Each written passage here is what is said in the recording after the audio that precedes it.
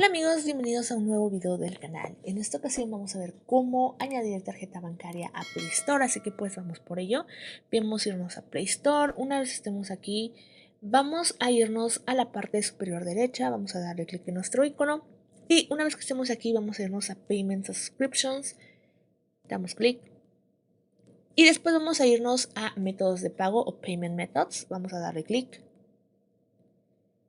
y ya que estemos aquí, lo único que tenemos que hacer es darle clic en agregar tarjeta de crédito o débito y ya que estés aquí simplemente vas a poner los datos de tu tarjeta, número de tarjeta, fecha de expiración y también el código de seguridad y el nombre.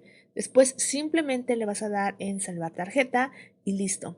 Ahora sí, ya puedes tener tu tarjeta de banco en Play Store. Espero les haya ayudado este video. Si les gustó ya pueden dejarlo aquí en los comentarios. Si quieren más videos como este, síganos en nuestra cuenta de YouTube.